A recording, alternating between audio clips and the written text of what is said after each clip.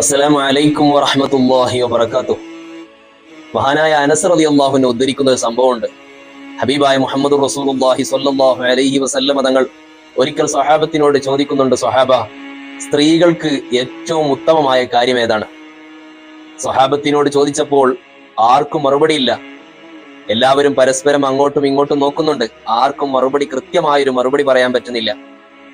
മഹാനായ അലി റളിയല്ലാഹു അൻഹു വീട്ടിലേക്ക് ചെന്നു ബീവി ഫാത്തിമ റളിയല്ലാഹു അൻഹയോട് വിവരം പറഞ്ഞു. ഹബീബായ നബി സല്ലല്ലാഹു അലൈഹി വസല്ലം തങ്ങൾ ഇങ്ങനെ ഒരു ചോദ്യം ചോദിച്ചിട്ടുണ്ട്, എന്താണ് അതിന് മറുപടി?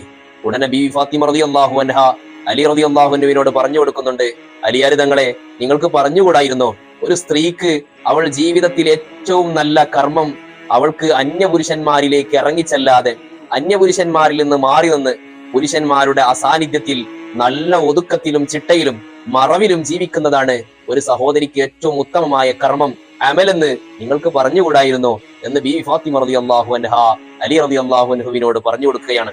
മഹാനായ മുഹമ്മദ് റസൂലുള്ളാഹി സ്വല്ലല്ലാഹു അലൈഹി വസല്ലമ തങ്ങളുടെ സമീപത്ത് പിന്നീട് അലി റളിയല്ലാഹു അൻഹുവും സ്വഹാബത്തും ഒരുമിച്ച് കൂടിയപ്പോ അലി റളിയല്ലാഹു അൻഹു ഈ സംഭവം നബി സല്ലല്ലാഹു അലൈഹി വസല്ലമ തങ്ങളോട് പറയുന്നുണ്ട്. ഇതല്ലേ നബി ആ ചോദ്യത്തിന്റെ ഉത്തരം എന്ന് പറയുമ്പോ നബി സല്ലല്ലാഹു അലൈഹി വസല്ലമ തങ്ങൾ ചോദിക്കുന്നുണ്ട്, ഇതാര് പറഞ്ഞു തന്നതാണ് അലിയെ എന്ന് ചോദിക്കുന്നുണ്ട്. ഉടനെ അലി റളിയല്ലാഹു അൻഹുവിന്റെ മറുപടി, ഇത് അവിടുത്തെ മകൾ ബീവി ഫാത്തിമ റളിയല്ലാഹു അൻഹ, എന്റെ ഭാര്യ എനിക്ക് പറഞ്ഞു തന്നതാണ്.